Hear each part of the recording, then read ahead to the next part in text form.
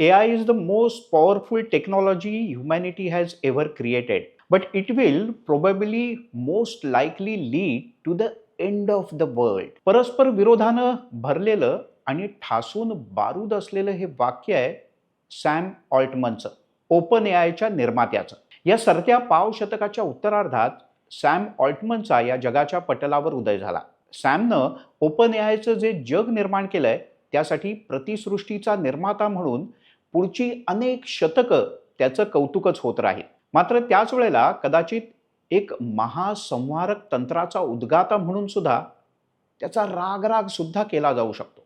जगप्रसिद्ध ओपनहायमर यांनी 1945 साली पहिली अणुबॉम्बची चाचणी पाहिली तेव्हा त्यांच्या मनात जे विचार आले होते ते त्यांनी भगवद्गीतेतल्या एका श्लोकाची मदत घेत स्पष्ट केले होते.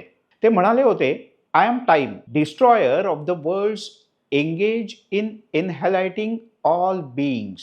ओपन एआयचं पहिलं मॉडेल पाहिल्यावर अशीच काही भावना सॅम ऑल्टमनच्या मनातही निर्माण झाली असेल का माहीत नाही.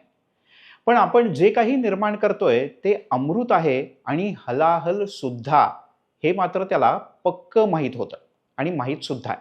सॅम ऑल्टमनचा जन्म 22 एप्रिल 1985चा. हा एपिसोड ब्रॉडकास्ट होत असताना तो फक्त 40 वर्षांचा आहे. भारतामध्ये एखादी व्यक्ती 40शीची असते ना, तेव्हा सर्वसाधारणपणे तो सेटल होण्याच्या इच्छेनं पछाडलेला असतो. सॅम ऑल्टमननं मात्र 40शीत संपूर्ण मानवजातीला हलवून टाकणाऱ्या एआयला जन्माला घातलं.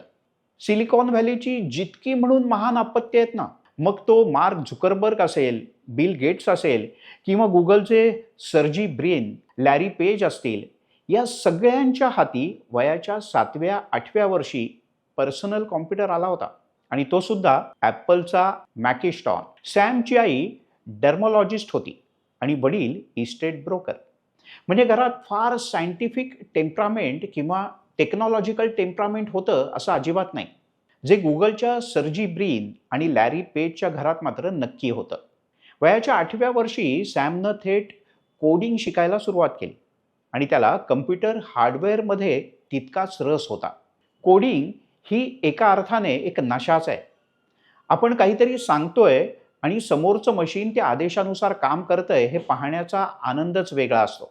सॅम ऑल्टमन यथासांग स्टॅनफोर्डला गेला आणि सिलिकॉन व्हॅलीमधील इतर ग्रेट व्यक्तींसारखाच 2 वर्षात युनिव्हर्सिटी सोडून बाहेरही पडला. वयाच्या 20व्या वर्षी सॅमनं लूप नावाचं एक ॲप्लिकेशन बनवायला सुरुवात केली. आपलं स्वतःचं लोकेशन आपल्याला ज्यांना शेअर करण्याची इच्छा असेल ना, त्यांना ते शेअर करण्याची सोय करून देणारं हे ॲप्लिकेशन होतं. त्यासाठी त्याला पहिलं फंडिंग मिळालं ते $5 मिलियन.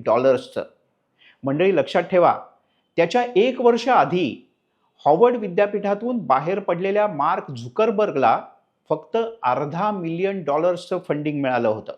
म्हणजे सॅम ऑल्टमनच्या लूपमध्ये जबरदस्त पोटेन्शियल आहे हे इन्व्हेस्टरच्या तेव्हाच लक्षात आलं होतं.